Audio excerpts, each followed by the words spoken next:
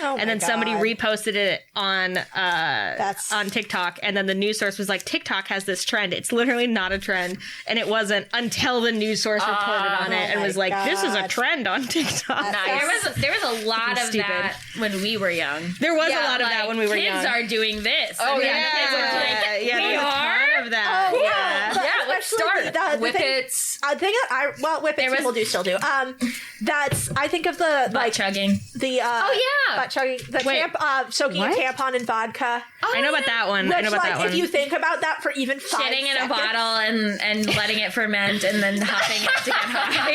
Yeah. That was a real news I just story. think of when texting was becoming a big thing, and all they were like, here's what these texting acronyms really mean. I remember those. BRB means it's like back rimming buttholes. Yeah, big red butts. Yeah. Like LOL means like what? Licking oral labias. Yep. Good. Yeah. What does LMAO stand for? Okay, so wait, hold on. We're rewinding the conversation because I think we were talking over each other in the beginning, and now we have to make it licking my ass off. So, as we were discussing before the break, we were discussing in what was that, 2008, 2009, 2010, the campaign of news sites trying to decode teen texting language. Yes. So now we're going to try and recreate that for you guys. So actually, you know what? This is rated R. This is They're always rated R. This intro is rated R. 2, we're going to gamify this, and I'm going to give you guys points for whoever comes up with the best. Well, I've already come up with 2 amazing. Well, too bad I'm gamifying. So I'm winning. I want to give Ruffle. ROLFO. That's not how you spell ruffle. Wait, is it? You're right. No, you just said points, Raffo. Idiot. ROFL. Wait, rocking. I know. Rocking on felching. Rocking on the Felch Lord. Rocking on the Felch Lord. Very strong entry. Very strong entry from Juniper. I think we should do it one was a letter team at effort. a time. That one was a team effort. What if we do it like one person has to have the first letter and the next person has to have the next letter? Oh yeah, like that game. Yeah. Okay, Give us another one, Kat. New one.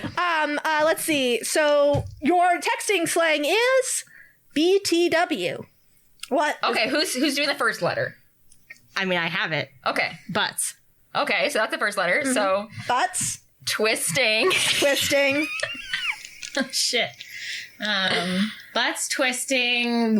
Or it could be butt twisting. Or it could be butt twisting. Ooh. Butt twisting Wednesday. Yeah! Butt twisting Wednesday. Points for everybody. Yes, butt twisting Wednesday. All right. Your next abbreviation is TLDR. Titties. Okay. I want to do a different L than I've done before, so lozenges. Titty lozenges? Titty lozenges. Okay. Semicolon. Dong. I'm sorry, I have a great ending one here. Yeah. Rats. Rats? Dong rats? What? Rats. Titty longes. Titty lozenges. Dong rats. I don't understand. The two genders. Yeah, it's for the two genders. You're either a titty lozenge or you're a dong rat. Am I right, fellas? When you say As it everybody like that. knows. Next one. FOMO. Okay, Hannah, your start. Okay, and I'm not going to use felching again. Okay. I don't want to do anything too obvious, Yeah. So I'm going to say, frauding. Do you have one? On. My. Okay, it's me. Mm-hmm. Frauding on my oncologist. Oh. Again. Frauding on my oncologist. Very good. Yeah. That is 4 words that tell 1,000 words. It's so true. It's so true. All right. Now here's a throwback really to our high school years. I'm sure we'll all remember this from being cool high school teens. Oh, really? O-R-L-Y. Oh, yeah. Did that actually stand for something? It just, really, but it's O-R-L-Y. Okay. O-R-L-Y. O-R-L-Y, okay. What does this stand for? It certainly does not mean, oh, really. As concerned parents, we know that all of these acronyms don't mean what our They're teens... all about Satanism and... Sex, Satanism, and frauding on oncology. Ovulating. Okay. Ovulating? I'm going rigorously. I'm going right back to rats, but rigorously. Fertile. Okay, ovulating rigorously. Like why? Wait, I know this. Come on. Come on, you can do it. It's gotta be like... Let's go Yu-Gi-Oh! Yeah. Okay. It was fine. Now this is going to be a challenge round here. As I give you this one is XOXO. Oh. All right, who wants to start? Ooh. Xena. Oh, okay. Ooh, Xena. Interesting. Okay. And then I have one. I'm sorry. I just have the whole thing. Go. Xena on Xena oral. Got it. Got it in one, boys. Got it in one. Oh, It just came to me. Amazing. bonus points to Juniper. Bonus points. Hit the showers. Hey! All right. One more, and we will do GR8. Oh, okay. This could be. This is a challenging one. This is your final question. Your final acronym is a challenge question. Okay. Well, I know what the first letter is. What is it? It's genital. Genital. Rot. Did you say rot? Okay, but it's gotta be something that can end with 8. Like, how will it end with 8? You know what I mean? Like Genital rot. Genital rating. No, you guys, I have it. Genital rating. 8. And it's an genital 8. rating 8. Yeah, no, 8 out of 8. that makes sense. That's the genital rating. I mean, listen, I'm sorry, it makes sense. Oh, no, It does make sense. What did you want? What did you know? Stop. What did you want to do? Well, I didn't you like rot? I didn't have like an idea. I just was, you know. What? I just we felt can use like rot. You just want to participate. Put rot down.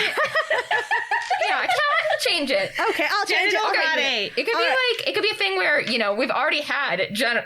You know what? It could be a thing where, like, like genital rot is like, I don't know, maybe like the name of a drag queen. Sure, like yeah, Jen Idelrot is her last name. That's actually and she very ate.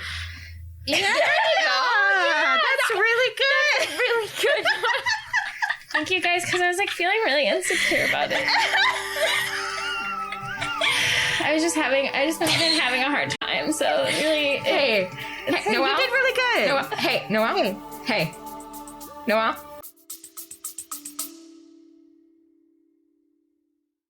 Are you suffering from high-quality podcasts? You see, quality podcasts stimulate parts of your brain, leading to an irksome condition called thinking. But suffer no more, my friend. Introducing Discount Storytime's blend of fictional nonsense and rancid gibberish to provide soothing relief. Try Discount Storytime today. Available on most podcast catchers and at discountstorytime.com. Consult your healthcare provider before listening to Discount Storytime. Not intended to treat unicyclitis, pickleball liver, or jittering expectations.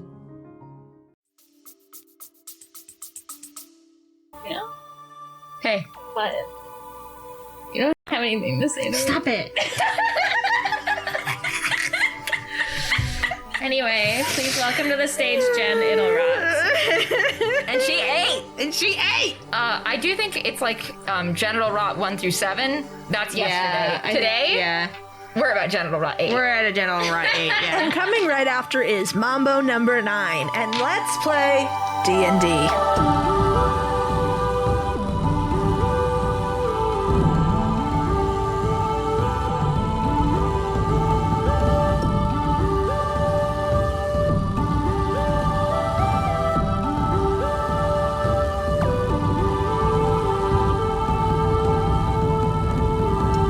What does D&D stand for? Yeah, we know.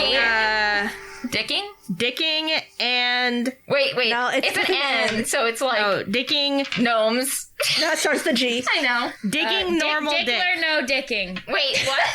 Say it again. Dick or no dicking. Dick or no dicking. Dick or no dicking. Like Like swiper, no swiper. Oh, right. Famous children's character, Dickor. Dicker. Ooh, date... dick. Not date.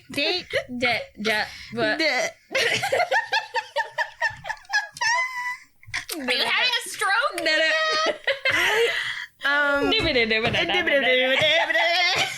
And I don't know what to do with these tossed salads and scrambled eggs. They're calling again. Hi, I'm Kat, and I'm your DM, which stands for... You've started it. Dookie man. Thank you. I am the Dookie Man. I accept it. I'm not fighting it because that would just make it worse. It's true.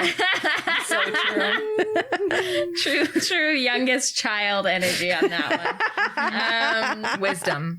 Hello, my name is Noelle, and I play Fran. Fran, which stands for... Listen, you guys all shut up. Corbin's name is so goddamn long. So many fucking stands letters. for Freaky. prodding rigorously on Except on with an A?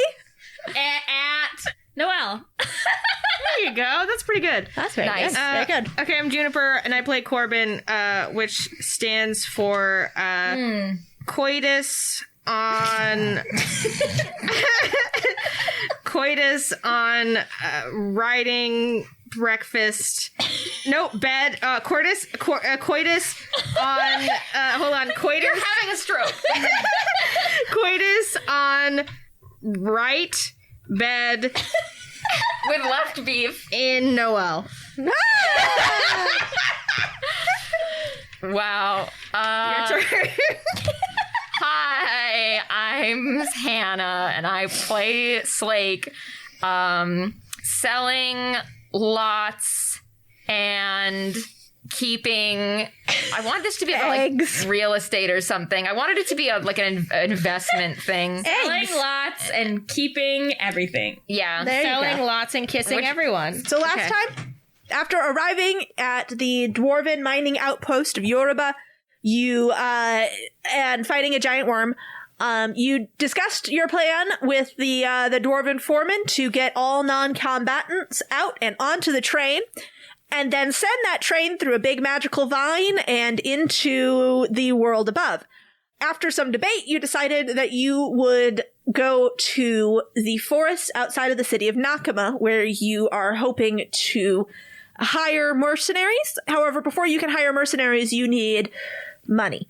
And to get money, you are going to go visit the Estrins and also see if you can get some help from the Estrins as well. Right. So Swan Roxon is going to take you to the Estrins. The Estrins will give you money. The money will be used to hire Nakama mercenaries. And then you will go back to the Dwarven Kingdom of Esdal and fuck up Torva's shit. That is what's going to happen. There's no possible way this could go wrong. Fran had another conversation with Tholin, or Fakelin, or whatever we're calling him. The clop. And told Phelan, hey, go talk to Mary's mom and tell her mom to actually do some fucking parenting and teach her how to be a god. Yes. And also teach me how to shoot a gun. And so Phelan did teach you how to shoot a gun by giving you a kiss, because that's, as everyone knows, that's how you learn to shoot a gun. It just makes sense. It does. And that is Fran took a level of rogue. You did get the train through the vine, and I believe that is where we are now. Oh, yeah. Yeah. Because we crashed and it was Yes. insane. Fran fell out of a tree. Oh, yeah. Yeah, and Slake did not kill anyone. Yes. That we know of. That we know of. We haven't No one investigated. was harmed. And we decided that everybody would camp out in the train Yeah. for now. And Yeah. then we're gonna Yes. do come some back stuff. with resources. They're going to be like the Yep. boxcar children. Yeah, so you've got your boxcar children of dwarves. Your Yes. dwarven boxcar children. Yes. All right, so you guys you're gathering yourselves, you're gathering whatever supplies you guys need. Swan, he comes to you guys and says, all right, now Estra, new Estra, it'll take us probably about a week on foot. You don't happen to have any horses in that magic bag of yours, do you? Corbin turns into a horse. We also do have non-Corbin horses also. My God, I forgot. But hey, now we've got an extra one. Corbin whinnies.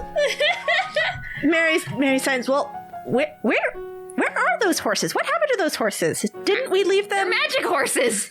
And Can't they just be wherever you want them to be? Yeah, they're immune to negligence. and as you say this, from behind a tree, you hear like a majestic clip-clapping, and Slake, you turn your head and lock eyes with the horrible nightmare beast. Peaches!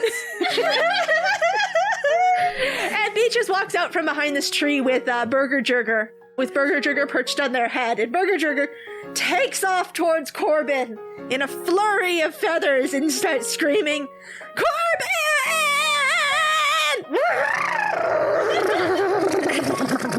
And Corbin dances around and leaps into the air. Does Corbin's horse also come?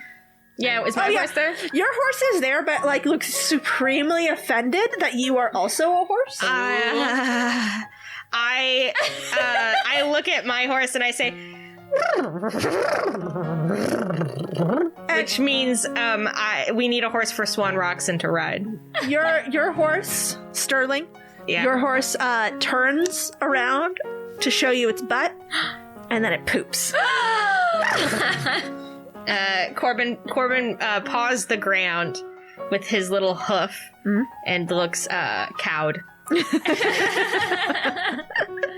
right, so now you've got horses, you've got Burger Jerger, and then out of Sterling's saddlebag, you see the slug bird just sort of flap its way out.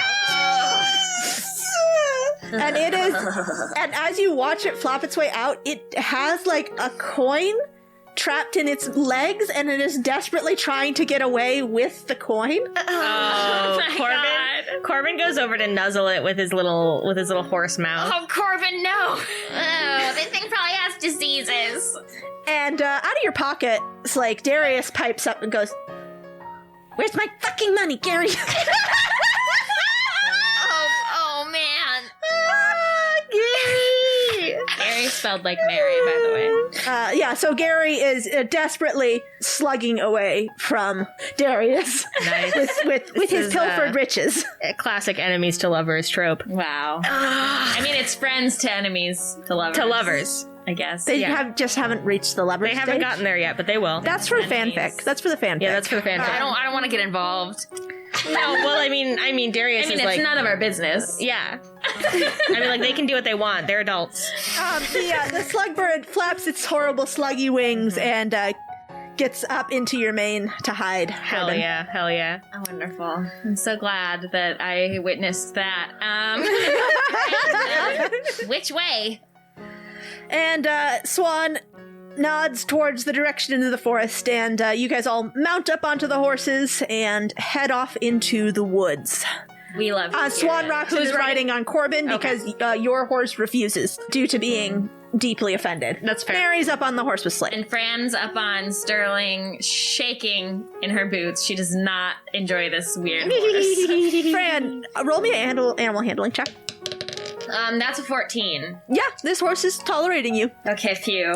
This horse is, but you do get the I'm feeling. unthreatening to the horse. You do get the feeling that this horse is tolerating you. Okay. Like it has no affection towards you, but it doesn't hate you either. Fucking funny. Neither does it have evil intentions towards me. Yes.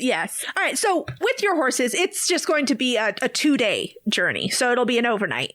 So your first day of travel, you find a nice clearing about halfway through. You've had like some long open stretches of road where you've been able to gallop the horses and make up a bunch of time. All right, so you guys unpack for the night. Fran, you put up a little hut.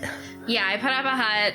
It's so easy now. It is like it feels like comically easy to do any magic Right, after. this is like Rockley dropping his weights. Yes. Trying to do magic, and we're like, it's so easy. It's so nice. Considering this is the first time in less than a week, but feels like quite a bit longer. In fact, it feels like perhaps half a year. Yeah. Or more since you have last like seen the sun and felt the grass and the wind and heard. Slept a normal night's sleep. Yeah. Tasted strawberries. Yeah, tasted strawberries, all that stuff. How do you guys feel being back out? How's that for you? Corbin's very happy. Once camp has been made and Swan Roxon is no longer on Corbin's back, he is as a horse rolling around in the ground, galloping through the fields, and doing generally happy horse stuff. You Frolicking. stay as a horse for all of For this. a little while, yeah.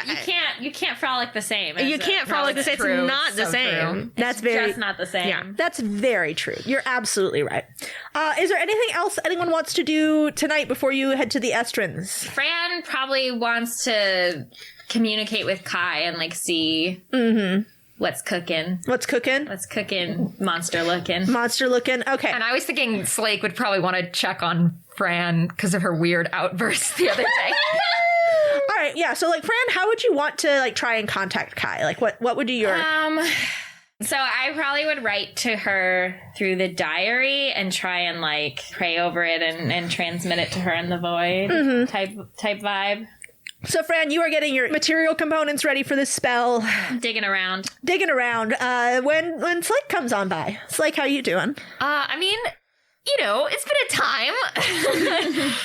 I guess it's fine to be back not underground, but, you know. Yeah. Slake is like, oh man, Slake's fresh like, air. "Ah." It's not even that, you know, it's just been a time. It's just been a time. It has been for a while.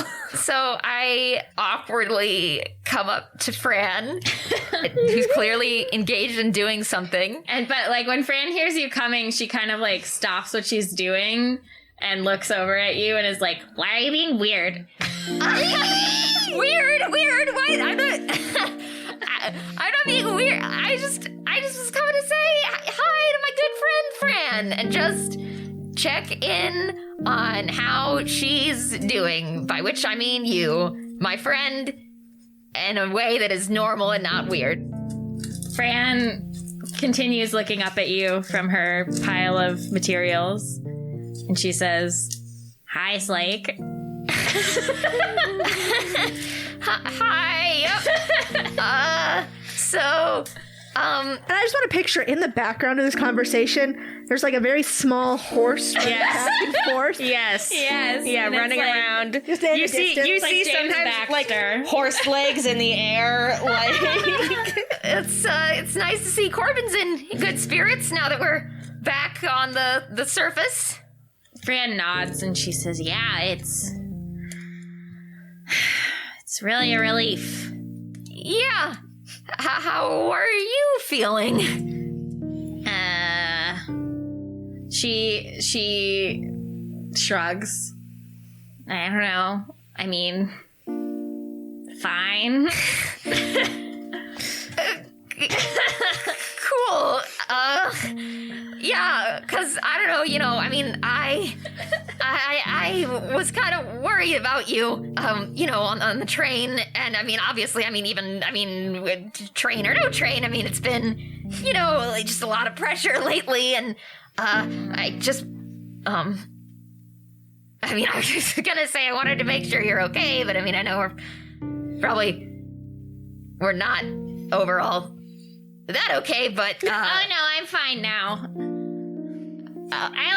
It's fine. I was working through something, but I figured it out. So okay. Do you want to talk about it at all? I was just, you know, like failing stuff. So Failing stuff?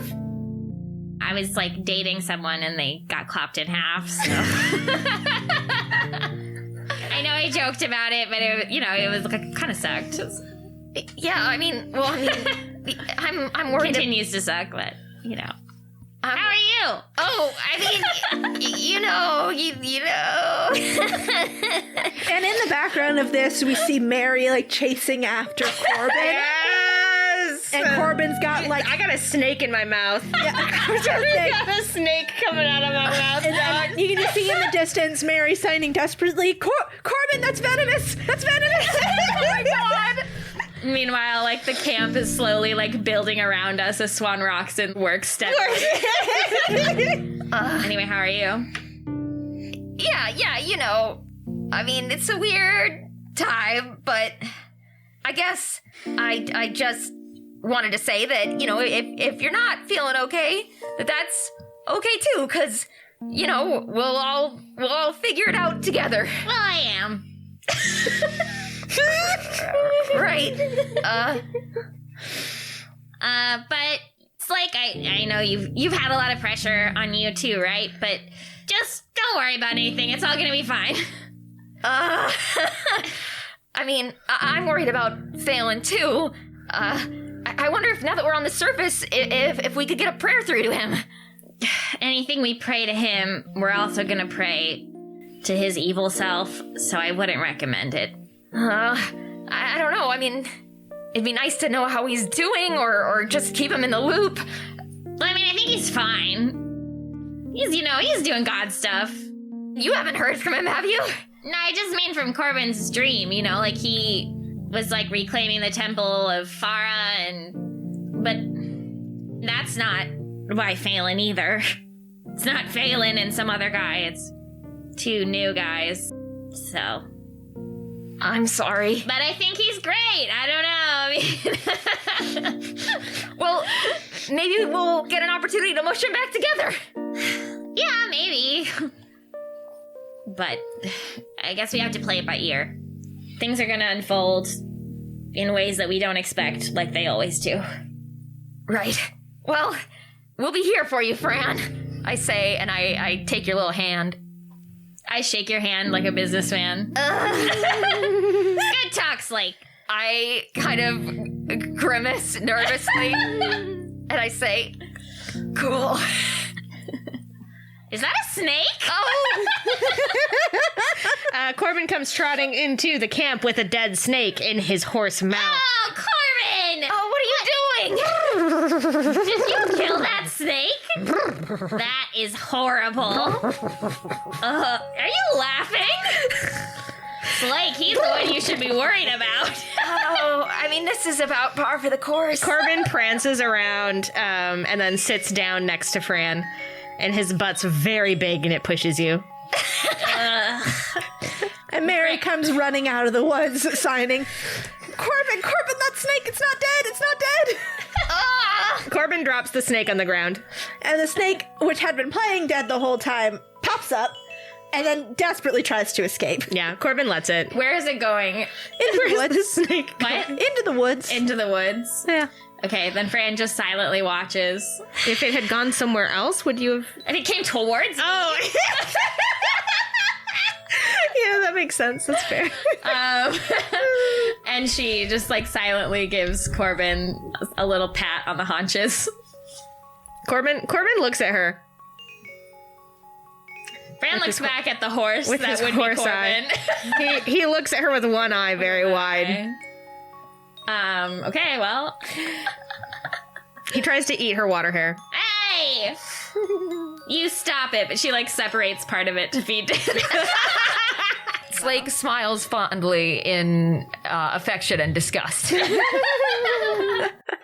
All right, so Fran, what is your plan from here? I mean, I think I would wait till everybody's asleep to try and communicate with Kai. So everybody goes to sleep. Fran volunteers to take first watch. Absolutely, yeah. Absolutely, taking first watch. Mm-hmm. What is your process? Tell me what you're doing. I think I want to open the journal and find an empty page. Oh yeah, plenty of empty pages in the back of the book. Mm-hmm. And I think I'll use my quill and ink and write down any updates.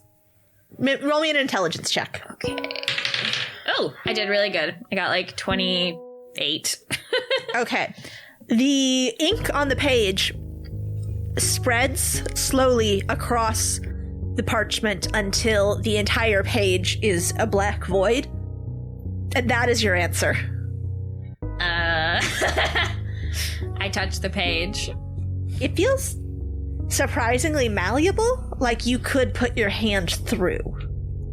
I reach in until my shoulder. Can I do that? Oh yeah, you absolutely can. You feel like perhaps you could go all the way through, but you also feel like you probably shouldn't. It feels cold and dead behind the page. It feels like the void. I pull my hand back and I put my ear to it.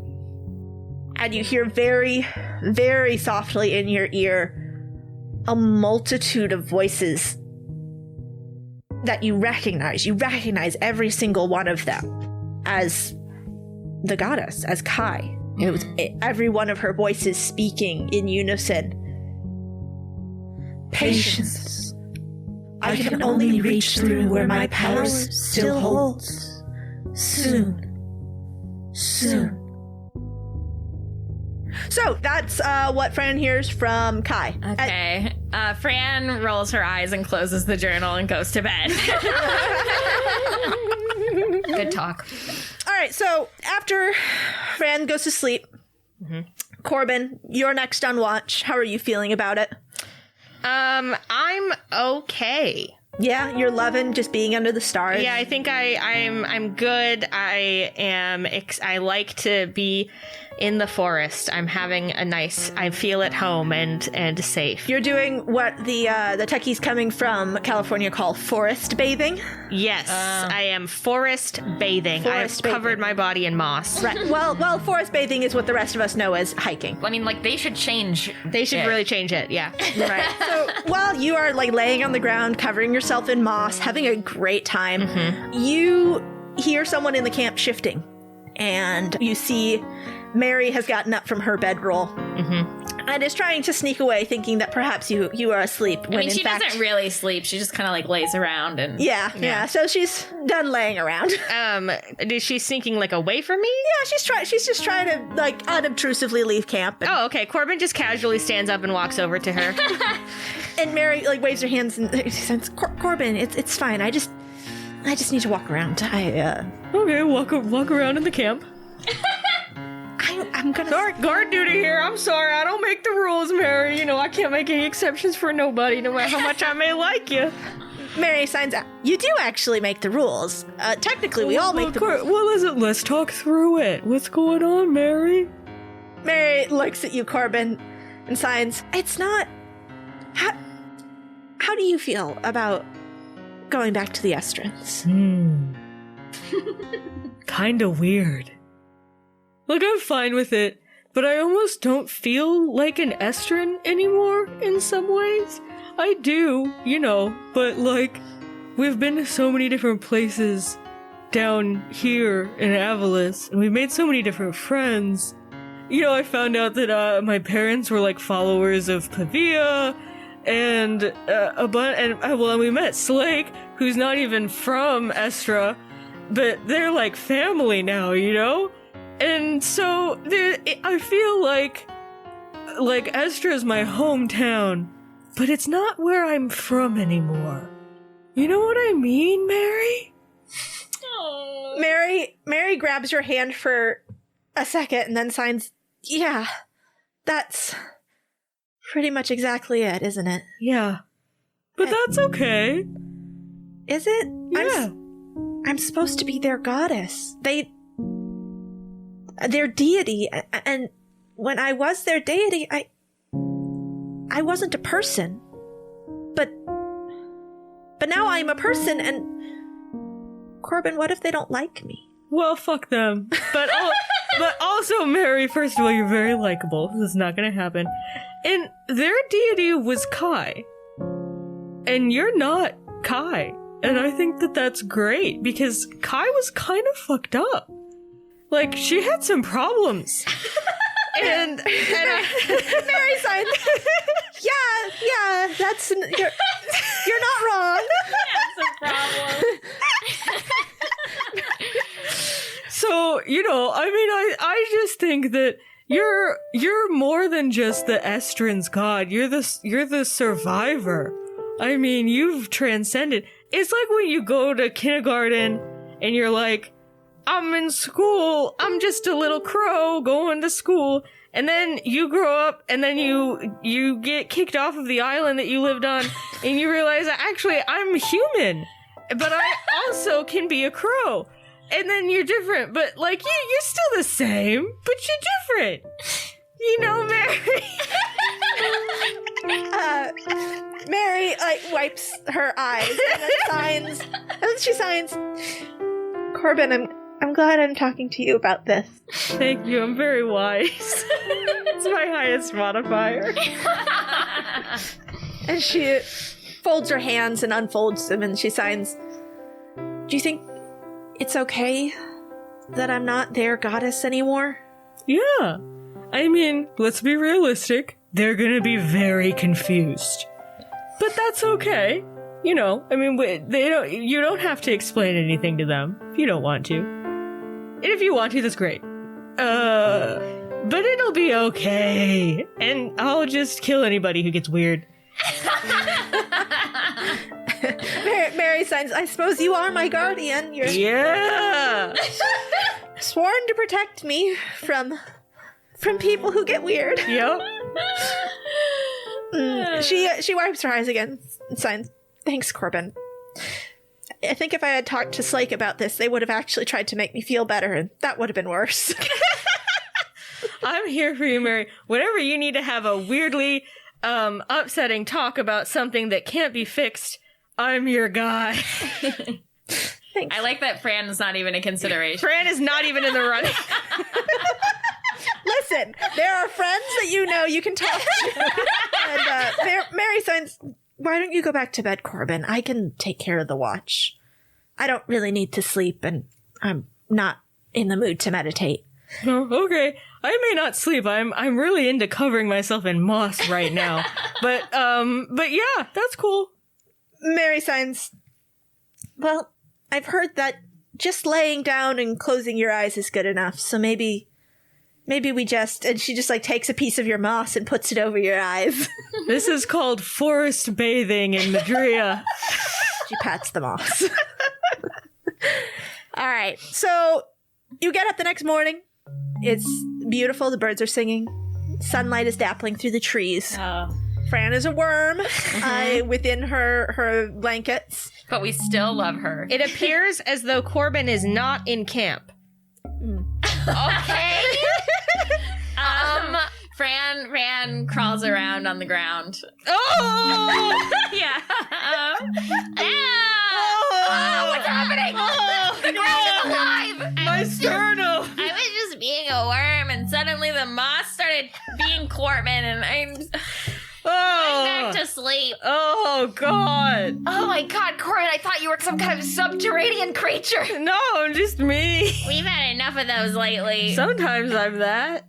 Aren't we all? All right, so Swan helps you guys get packed up, by which I mean Swan does most of the packing up.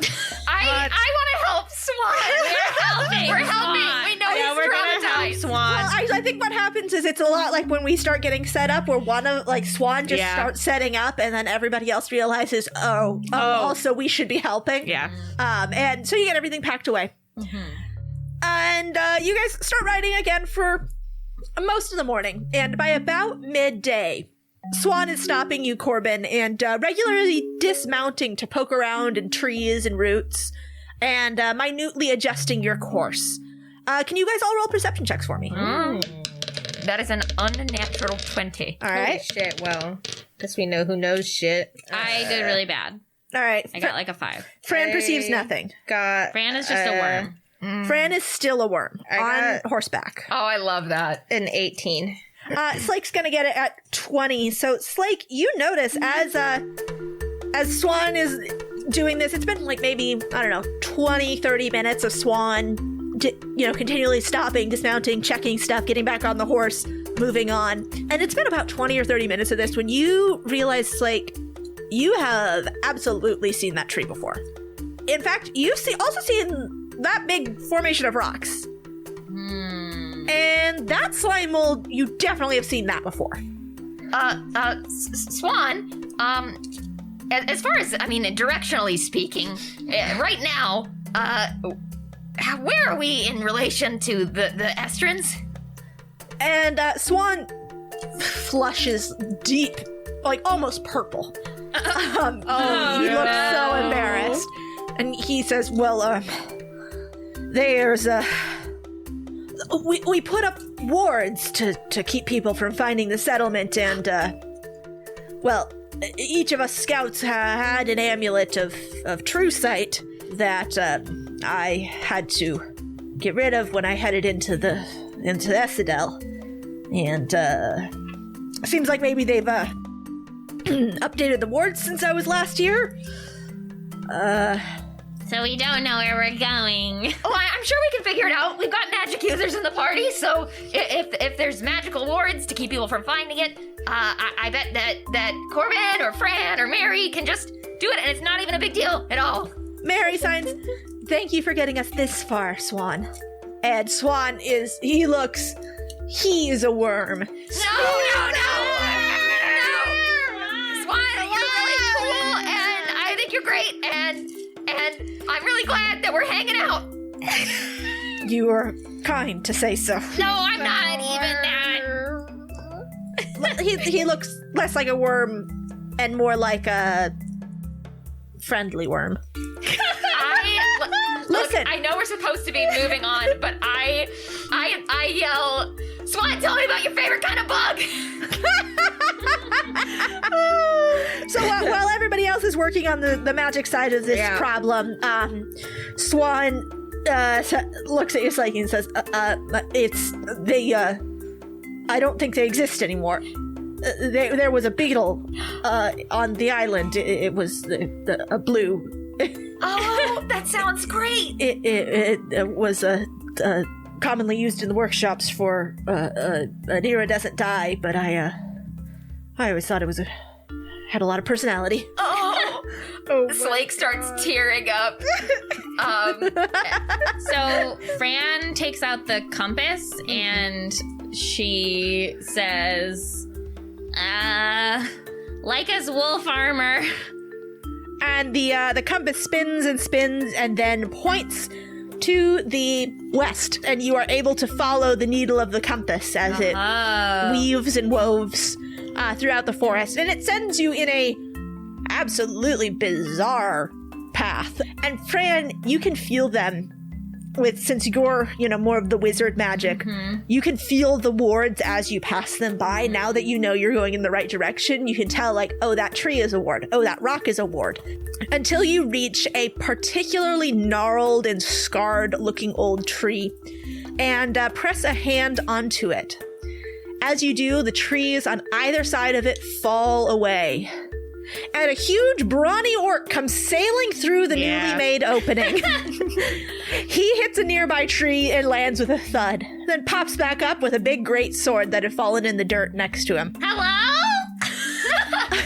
And he looks towards you, and his face fits into a big old grin. It's Buddy! Yeah, I knew Buddy! Hi! Buddy! Goddess! He cries as he sees Maeri, and then, Franica? Corbin? Oh man, it's good to see you. We've, hold on. We got just a little bit of a situation here. I'm just gonna finish this up, and then we've got so much to talk about. Huh? And then he charges back in through the opening, and you watch him just long enough to see him get snatched up by an enormous pale hand and pulled back through into the trees. Oh my god, we're about to receive a grim reminder.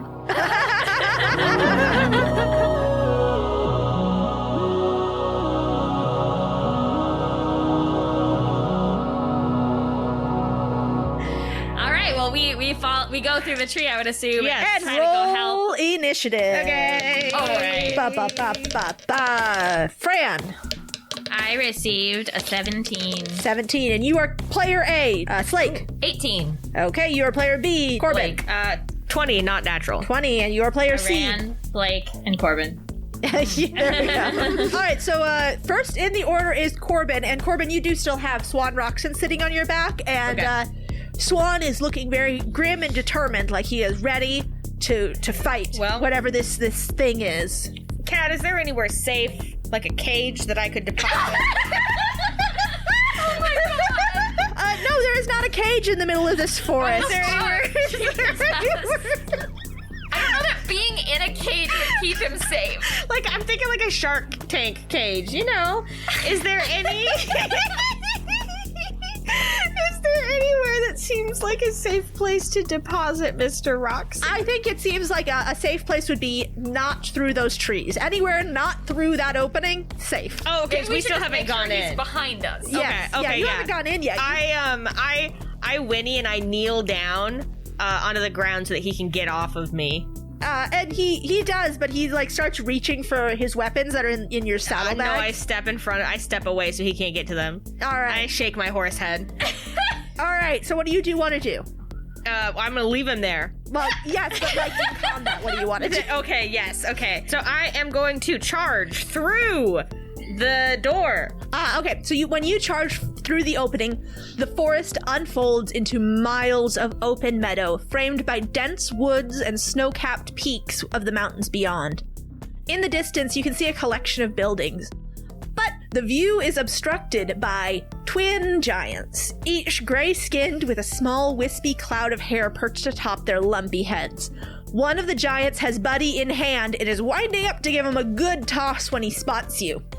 He rumbles something to the other giant, who looks towards you and grunts. I sure was going to try to do this thing called a trampling charge, but something tells me that a horse of regular size could not knock a giant prone or even run up them. do any real damage. Now, Kat, is there a plane upon which, like, does one of them have their hand to the ground in a perfect ramp shape that I might run up? No. And trample its head? There is not an inclined plane available for you to run up, and they are not holding out a hand as a ramp for you. That's absolutely fine. I think I will be turning back into a boy, since that is the case. just imagine Corbin like charging in, comes up short, and like as he's like rearing up, just turns into a pops into a boy. It's like, whoa! Goes, whoops, Whoopsie! whoops! I'm not charging that. Yeah, I'm just gonna cast Blight on this guy. Okay. The one that's holding Buddy. Mm-hmm. I point at him and I'm like, stop it! I'm tired. What does he have to? I stayed up all night putting moss on myself. Constitution save. Constitution save. I see. Yeah. I rolled a heart, which means I rolled a 20. Yeah. So Dame's dice. With my custom Dame's dice. Crunchy. Okay, that is 30, which since he passed his Constitution save means that he takes 15 damage. Okay. Of a blighted nature. So when he takes this blighted damage and like pieces of him begin to rot, they just turn into a vapor as they like rot off of him. Smoke that. Fucking attack on Titan. Smoke it! All right, and now it is character B's turn, which is Blake. Blake. Okay, I will say to Maeri and Fran, would it be better if we had Swan wait here? I look through the opening and see horrible feet. I turn back to Slake and I say, yeah, I think that'd be a good idea. And then hold out my hand so you can run through. Okay, As if to say, go ahead. I say to Swan, find some cover and we'll be back for you. And I run through. All right, you are confronted by two cloud giants. What are you going to do with them? Oh, golly, okay. So Corbin has like little black specks coming off of him as he finishes casting this spell, and Is Buddy still held? yeah, Buddy is still held by the currently rotting giant And that's how- taking blight damage. How tall would you say they are? They are huge. If you were to compare them, like, I don't know, like, A house. House. So a huge monster is 15 feet tall. Oh, that's not very big. So I am going to go ahead and attack the giant that has Buddy. And I am going to use the dwarf axe, because that's fun. 13 plus 8, that's 21. 21. That will hit, yes. Cool. All right, let's go. 8 damage. All right. And then I'm going to roll for my second attack. 17. That's 17 to hit. That will hit. Okay, cool. Okay, that's better. So that is 7 plus 6 damage. And then I believe I get a third attack. All right. If I'm not mistaken. All right, do it. Oh, it's a heart, which is a 20. Hey! Double damage. Oh, I love it. Yes, B. Oh my god, and I forgot that, like, when it's the number, you get the guy. Yeah, so you this get the one's a guy. crow, which is 8. Yeah. So 28. 28. You rush in and get a real good whack on this guy. I'm trying to chop down a leg like a tree. You're chopping down a leg like a tree, and it is howling in pain. And now it is Fran's turn. Were both of those attacks on the same guy? Yeah, I was all going for one guy. All right, The buddy guy. Fran rushes in and sees a damaged guy and immediately... he's got so much baggage and And she goes, I can fix him. I can make him worse. And she holds out her hand and immediately casts Cone of Cold. Yes. And he needs to make a con save. He does. He needs to make a con save. And what is the area of effect on that? 60 foot. Actually, I can get both of them. Yeah, perfect. So first one, 27. Do you also get Buddy in that attack? Then? That was the... Don't point it out to Cat. No, don't worry. I know that Cat asked for that. Yeah, that is It's exactly... fine. I'm figured gonna that kill you Buddy, knew. and then we're gonna bring him back to life. Buddy. That's fine. The second one was a 15. One passes, one fails. Okay, and then Buddy rolls 10. Well, bye, Buddy. Buddy! He's gonna die! I just met him and he's already gonna die. Okay, so that's 34 damage to anyone who failed, 17 to anyone who passed. All right. As the cone plumes up and turns the very air to frost. All right, so this giant looks at Buddy and then gives him a good fling up into the air. Oh. Where Buddy hangs suspended and trapped as the giant casts telekinesis on Buddy and holds him restrained in his telekinetic grip. The fuck? Far up in the air. What's he doing? And that's the end of his turn. Okay. What does this mean? All right, and now it is the other giant's turn, which I think I need to give these guys names. Bingus and Bongus. All right, Bingus and Bongus. Excellent. All right, so that was Bangus's turn. Now it is Bongus. So Bongus is going to barrel forward towards Slake and takes his enormous morning star off of his belt and swings it towards you. And that is going to be a 26 to hit. That will hit. That will hit. Okay. That is going to be 26 damage. That is some damage. Yes, it sure is. And on his second attack, No, not this. is going to sweep for Slake again, and that one is going to be a 31 to hit. Big shocker. It's gonna hit. Yeah, I thought maybe. And the damage will be 23. Jesus Christ. You okay. took 23 Bongus damage. Damn. All right, so Maeri is going to run forward to you, Slake, and grab your bloody arm and cast Cure Wounds. Cure Wounds at 3rd level. 32. All right, so Oh, wow, that's great. Maeri grabs your arm and gives you 32 points of healing. Dang. Oh, thank you, Maeri. Fuck yeah. And Maeri gives you a big thumbs up. All right, and now we are back at the top of the order with Corbin. Okay. I'm gonna cast Spider Climb on myself. Okay. Nice. And I'm gonna run behind the one that has Buddy. Yes, thank you. Well, he doesn't have Buddy anymore. Buddy is Buddy's 50 been feet teleported suspended into in the the air. air. No, well, yeah, but he still is the one who's suspending him, correct? Yes, he is suspending Buddy Yeah. 50 feet into the air. Yes, I am going to climb him. And I think that's all I can do because I've already used a spell on that turn. So Yes. I'm just going to climb him. But from behind so that he can't reach me easily. So yeah, I'm just gonna climb up those ass cheeks and get around. Climb him like a tree. Yes. What? I just didn't Climb wanna- up the cheeks. I just didn't want to hear you say that. But it's okay. Well, I've fine. done it. Yeah, and then I'm gonna just get to the top.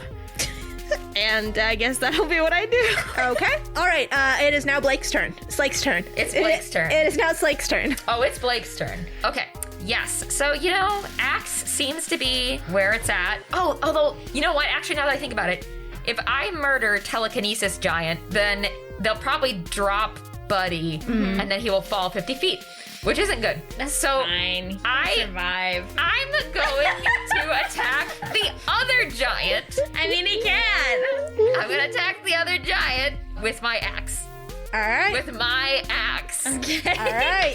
So that is 19 to hit. That will hit. Hooray! Okay, so let's see. First attack, that's 7 damage. Okay. 19 to hit again. Yep. So 11 damage. Once more. Oh, fuck. Okay, another 20. Hell yeah. So 18 damage. Okay. Dang. Nice. All right. So you start hacking away at this giant. Yeah, I'm gonna see if I can, like, maybe chop, like, the foot in half, since before I couldn't. Okay. Ew. That's horrible. Okay. Well, hey, I it's an love axe. this. No, hey, I know. I love it. this. I mean, it's good. Like, I'll say if you are able to if you get him down to half hit points, I will say you succeed. You know, when your only tool is an axe, every foot starts to look like a tree.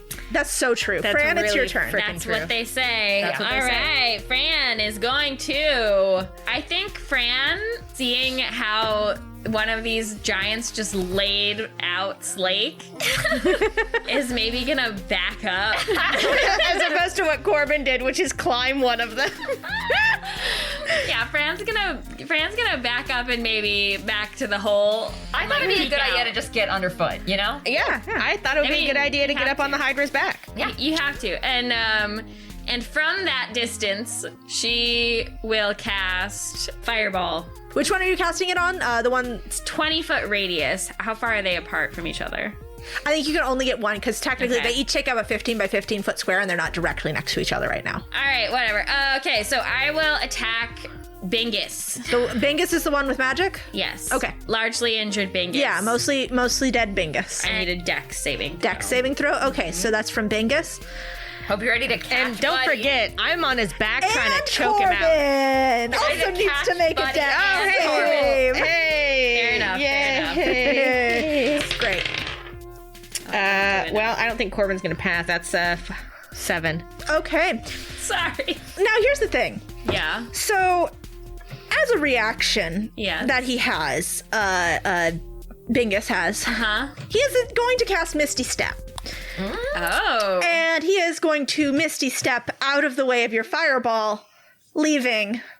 But Corbin's around its neck. He's not taking Corbin with him. Oh, D&D's confusing. Okay, fine. So I kill Corbin. I'm sorry. All right, so I fall to the ground and then I get blasted by fire and God I damn burn it. like Anakin. Sorry, you Oh, take 35 jeez. damage. 35? Jesus Christ!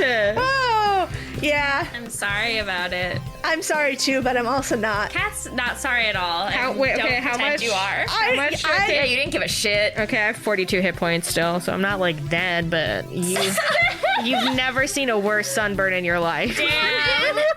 and then you fall. And then Buddy falls on top of me. Yeah. Well, no, Buddy's still up because he's Oh, that's right. I forgot. Psychically. Yeah. He's So psychically up. I'm on the ground. my I'm God, staring up at D&D. Buddy's body floating above me.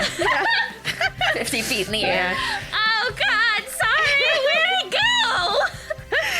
All right, and the Bingus then steps just we'll say 15 feet away. He steps back out from his misty step, and then he drops Buddy 50 feet. Oh my god. Damn. And Buddy is going to take he's going to take some damage from that. Oh, none of us can react or anything. Yeah, I'll cast Featherfall as a reaction. Yay. There you go. All right. So Fran, you catch him with a feather fall, and he is gently lowered to the ground.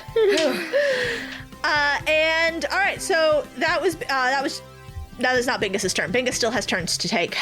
So Bingus is going to cast Fog Cloud, Interesting. and he creates a 20-foot. He just like does a cheerleading move almost, where he like jumps. He jumps up and he like slams his hand down into the ground while he Hell yeah, crouches. girl. And then from where he slams his hand down, a sphere of fog radiates outward 20 feet. And so anybody who is within the 20-foot sphere, which would be Slake, certainly, and I believe Corbin at this point. Fran, I think you might be outside of it. And you said it was 20 feet? 20 feet, Bingus. centered on Bingus. Centered on Bingus. Doesn't he take up 15 feet? So it's just like 5 feet around him. Yeah. So actually, Corbin might be outside of it too. You're right, actually, you're right. Yeah. He did. because I just fell down. Yeeted away. He did yeet himself away. Yeah. When he teleported 15 feet away, actually, you know what I'm going to say? He teleported himself just behind Bongus. So the both of them are now enveloped in the fog sphere. Interesting. Interesting. You were all blinded while you were in the sphere. Oh, jeez. So all attack rolls against you will have advantage, and all of your attack rolls will be at disadvantage until the smoke is cleared, or the fog's cleared. Or you move out of the fog. Okay. All right, it's now Bongus's turn. Everybody's favorite. He's gonna throw a rock. He's just gonna pick up everybody's favorite. He's gonna throw a rock, and he's gonna throw. Damn it. Fran, you just see a big rock come flying out of the mists. Oh, Jesus. And who's it going towards? You. Oh. I'm far away. How far can it go? Yeah, it's 240 feet is the Okay, is the so range. it has to fit through the hole. I will roll at disadvantage because that is it will be It's a tiny little target. that is obstruction. That is an Oh, obstruction. it is an obstruction. Yeah, so I will roll at disadvantage. So the hit me. first roll was a 31. Cool. Second roll is a 26. Well, I did get huge armor recently. You did. Yeah. How huge? And it gives me 28. Does it? Yeah. Does it? Yeah, armor class. Can I see your character sheet? It's I left it at home. I love this. I'm loving this. Noelle, we're in your home. No. I left it at work, so. Okay, well, assuming that you're lying, you are going to take 21 damage, Jesus Christ. which actually is quite low for what I could have I mean, rolled. it's less than what you did. I rolled. Oh, so I'm assuming Fran doesn't get totally crushed, but she gets like. You get like the boulder Smacked. like hits Debris. the trees and debris comes flying through. Oh, I was supposed to be safe in my hole that was made for me. So it is Maeri's turn. Maeri is going to cast Dispel Magic on the Sphere of Fog. Fuck yes. Hell yeah. Yeah. All right. So Sphere of Fog is gone. The Cloud Giant Bingus looks pissed about that. And now we're back up to the top of the order with Blorbin. Blorbin. Okay, so I have a spell, and it can do some interesting things. This spell is called Bones of the Earth. So I can raise up to 6 pillars of stone and have them burst. AKA the bones of the earth. Yes, and have them burst from the ground anywhere that I can see within range. Okay. Each pillar is a cylinder, and it has a diameter of 5 feet and a height of up to 30 feet. Love it. Holy shit. So there's a thing on here. It says if a pillar is created under a creature, that creature must succeed on a dexterity saving throw or be lifted by the pillar. Yeah. Now, the ground where a pillar appears must be wide enough for its diameter. You can target the ground under a creature, and if that creature is medium or smaller, it will be lifted into the air unless it passes on the dexterity throw. But here's the rub. If a pillar is prevented from reaching its full height, for instance, if it was lifted between the legs of a giant, a creature on the pillar, which would be the giant, takes 6d6 bludgeoning damage. Bludgeoning damage. Okay, that's what I'm gonna do. You're gonna go for crotch shots on both of them. I'm gonna go for crotch shots on both of them. Okay, and you're just raising 2 pillars? I'm gonna raise 3 pillars because I also want to be raised upon one of the pillars. Oh. Just for dramatics. Just for fun. Okay. Yeah. Yeah. Yes. And anybody else who would like to be raised on a pillar may also. I feel Okay. like that seems dangerous. Yep. Okay. Well, just me then. All right. I don't want to be on Thank a you, big Kat. pillar. Okay. So I'm going to do that, and then these giants have to make dex saves. Yeah. Yes, they are not particularly dexterous. Sweet. I love to hear that. That's a 7 Nope. Doesn't pass. and an 8. No, that doesn't pass either. Okay. Wonderful. I love to hear it. Okay, so they are gonna take 24 crotch damage for both of them. Very, very 90s kids movie. Thank you, everyone. And at the same time, Corbin rises up upon his own pillar 30 feet into the air with his arms spread out like Mega Mind. Do you scream presentation? Yes, I do. And they are both very upset about this. They don't Yeah, enjoy I it. In fact, they don't like it. And like, by the way, those pillars don't go away. They're still there. They're still there. They're Okay. like hoisted upon. Yeah, so they're wow. like, yeah. It's bad. I won't say more. It's really bad, you guys. There for any use that the Giants might find. All right. You said you wouldn't say more. I guess I'm going to take. Can't think. Don't you feel good about being on the podcast? Aren't you glad you joined our podcast? Anyway, glad so you joined our I guess it's my turn. I'm gonna attack Bingus because Bingus is the more damage. Yes. So this is first attack. That's only a 14. That will actually hit. Oh, geez. Okay. Wow. Well, I'll go for it then. 7 damage. Okay. So second attack, that is 20 unnatural to hit. Yes, that hits. Yes. So 9 damage. All right. And then third attack, 17. Yeah, that'll hit. Okay, 13 damage. 13. Okay. I guess, I'll just keep chopping at the foot, You do, Yeah. I think you sometimes you gotta finish what you start, so I'm gonna continue to attempt to sever a foot. Right, so like as this giant is like stomping and stumbling around, you are just like dodging out of the way and like give it a whack to the ankle. Right. And then dodge and then whack, and you get some good whacks in. Yep, get blood all over my face. Yeah, you are like coated in silvery blood now. Oh, it's silver. Ooh. Yeah, it's fun. It's fantasy. Whimsical. Whimsical Turning our gore. brutal violence. Yeah, some whimsically brutal violence. All right, now it is Anne. And it's time for me, player A. Player A. Player A and Okay, so if the one's hiding behind the other one, then it's time for an ice spear. It's ice spear o'clock. Oh, yes. making a kebab. The Giants need to make a dex saving throw. That is going to be a 12 for Bingus. Mm-hmm. And a 15 for Bongus. Oh, they both have failed. 22 damage. As spurned by being hit in the face with a fucking rock through a tiny hole. And also slightly admiring them, I make a throwing motion and a ice spear stabs through both of them. Oh, nice. With a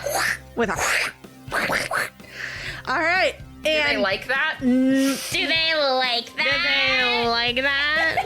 no, they don't. They don't really like that very much. They are both looking covered in silvery blood. So horny. you'd say they're bloody. They're bloody now. Shut the fuck up. They're not. They're the opposite of horny.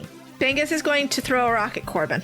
That's okay. Everyone's Where did favorite. he Now, get the rock everyone, from? please remember that I am still atop a 30-foot pillar. Do you like that's why that, Corbin? Yes. So Bingus steps out from behind Bongus. Bingus steps out from behind Bongus and throws a big fucking rock at Corbin. It'd be hard to dodge up there. 21 to hit. Yeah. Yeah. Shit. And that is going to be... Oh, not very good.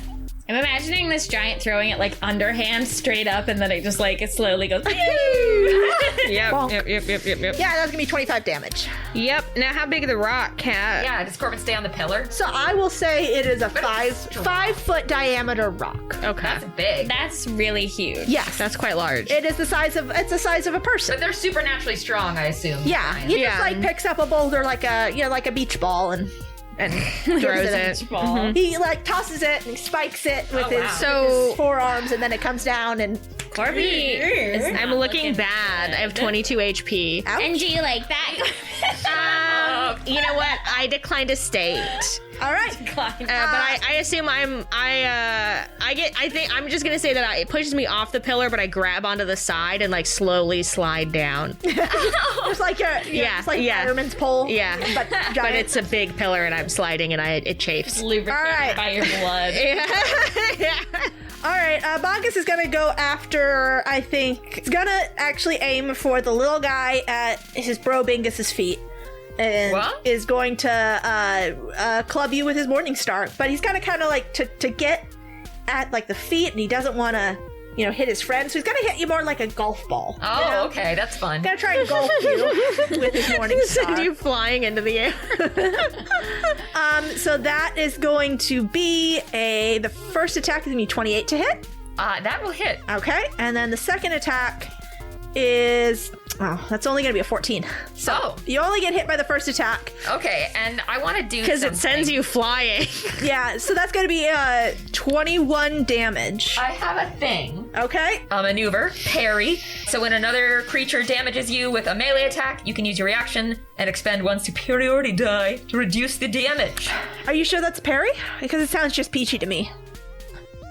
I can't be here anymore. I have to leave. It really took me a minute on that one. It's a weird one. It's a weird one, and I didn't see it coming. I have to go. I need to leave. Okay. Well, I get to roll and then add my dexterity modifier. So that's Just give up. that's 9 plus 2. So that's 11. I reduce the damage by 11. You're so fucking persistent. Hannah, you did it. You made it through. What was the original damage? It's 21, so you take 10 damage. I only take a 10 damage. There you go. I like it. Fucking cool as fuck. All right, so Maeri is going to, it's Mary's turn. She is going to rush over to Corbin. But I think, Corbin, you are going to be too far away for heal wounds, so she's going to have to use healing word. That's okay. 17. Corbin, you get 17. Hell yes. 17 points of healing. Nice. Not her very best, but, you know, she something. did her best. It's something. That's something. It's from a distance. Yes, she didn't want to get too close. Both the bitches is still kicking. Yeah. Okay. All right, and now we're back up to Corbin. Okay, I'm gonna cast Call Lightning at the 5th level. Oh, Yeah. So a giant storm cloud appears above the giants. Ooh, thematically appropriate. Yeah. Cloud above the cloud giant. It's 10 feet tall, which I don't understand. With that, it's in the shape of a cylinder, which frankly doesn't make any fucking Everyone sense to me. loves a 10 Why is everybody who made D&D so horny for cylinders? They love fucking geometry. I love that shit.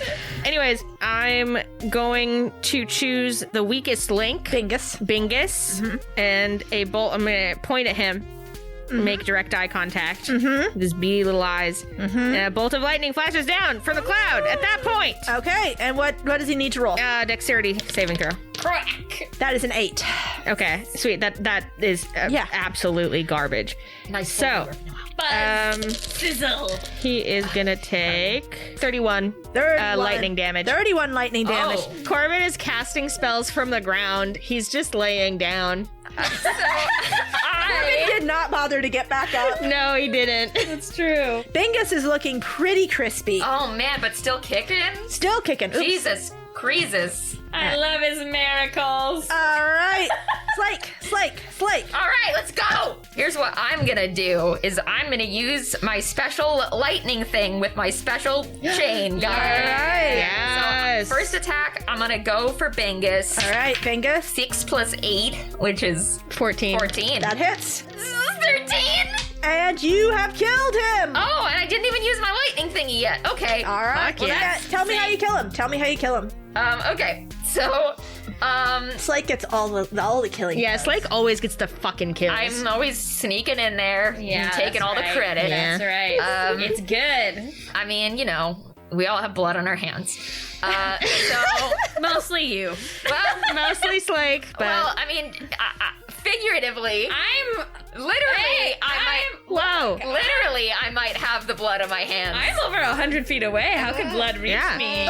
All Corbin did was strike him with lightning and cause his flesh to slough All off. right. So, Bingus, I am going to finally succeed, and I am going to sever Bingus's ankle, sever the foot at the ankle with a mighty blow. Yes. And as I do so, Bingus, who has already, lost a fair amount of blood, will topple over with a mighty thud onto the earth. And I think he topples over and hits his head on one of those pillars that Corbin raised, and that's he's gone.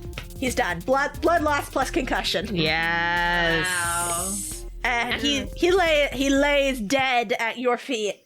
And Bungus lets out a mighty roar. oh my god. Yeah. And I'm just just like breathing heavily and covered in silver blood. Yes. Fran yells, and if you don't want to end up like your friend, go away! You yell that. Yes. And Bongus kneels down in front of his broken friend. What the fuck? And lifts Bingus in his arms. Uh-huh. And then he casts Fly.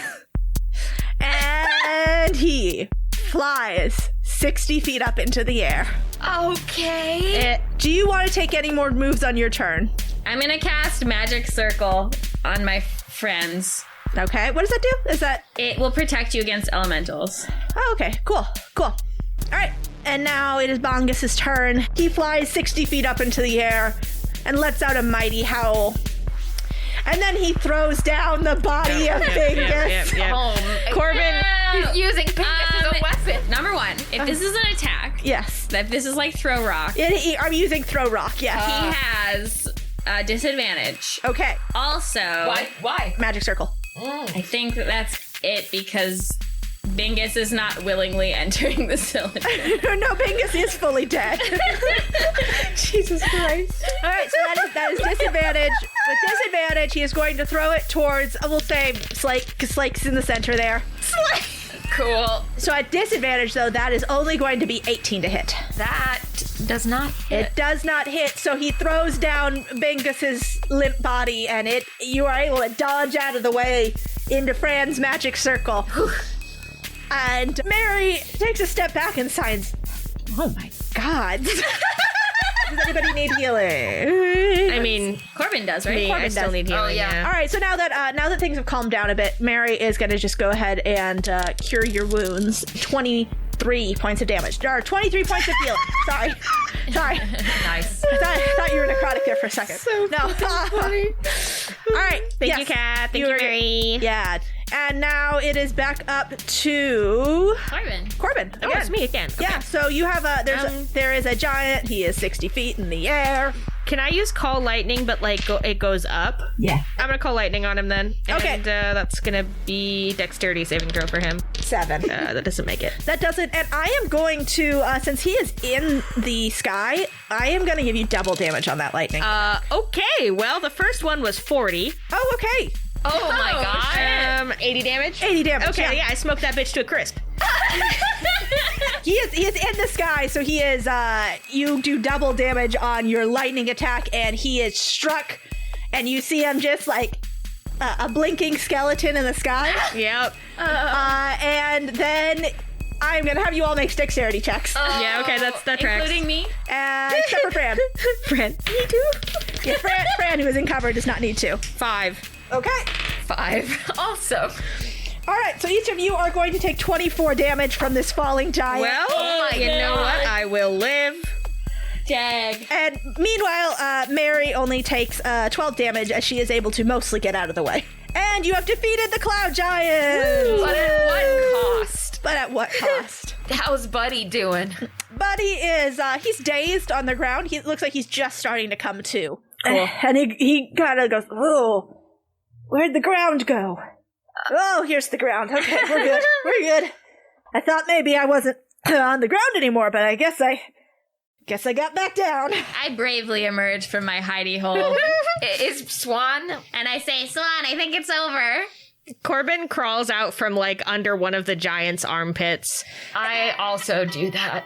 The other armpit. We both emerge from the armpits.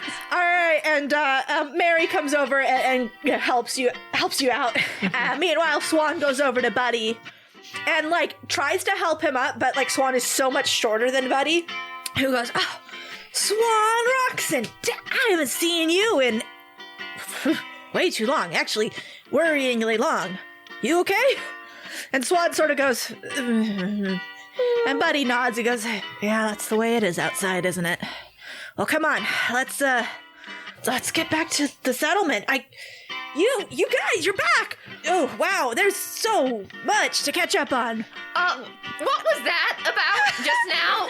Oh, we've been getting pretty consistently hammered with nastier and nastier things. Leica thinks that Torva's sending monsters in to get us. since we heard what you guys did in the place, the battle and there was the songs. Have you guys heard the songs? You got a great song out of that. Pretty cool song. Yeah. The Torva's army. So I guess our theory is that he doesn't have enough army to send after us, but he does have these big old nasty things that keep coming down out of the mountains after us. It wasn't so bad for a while, but then they got one of our scouting parties and got one of the amulets of true seeing, and things have been a little rough ever since. But you guys are here now! Oh, wait, Torva has an amulet? No, hold on a minute. So they just know where you are. They just know where you guys are? Okay. We keep changing up the wards to do our best to keep them out, but we're still coming up with a better solution, so until then, it's me against whatever comes through. Oh, wait, so does that... Only you, buddy? What? Well, I mean, if I got in trouble, the others would come help, but I can handle it. Buddy, I don't know. We need to talk about workplace burnout. but also, Torva is able to tell exactly where you guys are then? Buddy sort of gives a big shrug and goes, "You'll have to talk to Leica about it. I won't lie, I don't really understand." Okay. But come on, everybody's gonna be so excited to see you guys. And my goddess, and he looks at Maeri, who just sort of holds up her hands and signs, no, it's fine. He goes, "No, we can't just walk in with you. I gotta get a palanquin." And he starts like digging around in his pockets, and he says, I've got a sending stone here somewhere. I'll send back a message. We'll get a palanquin. There gotta be flowers. There's gotta be music. Corbin puts a hand on Buddy and says, Buddy, it's okay. It's just Maeri. We don't do that sort of thing We don't do that anymore. And Buddy looks a little confused, and he looks at Maeri, who signs, "Actually, Fran, can you make me..." And she, gestures towards herself. "Not me. Oh. Just for a little bit. I just..." And she looks at Buddy, and then she leans in close to you, Fran, and shields her hands from Buddy, and she signs, "I just don't think I can... I don't want to have a parade." We don't have time to explain everything anyways. It might be easier this way. I don't like parades anyway. I snap my fingers. Nice. And she does not look like herself anymore. Yeah, it looks like, just some other girl, and Maeri falls in next to Slake, which causes Buddy to look over at Slake and goes, "Oh, you guys there's a new guy?"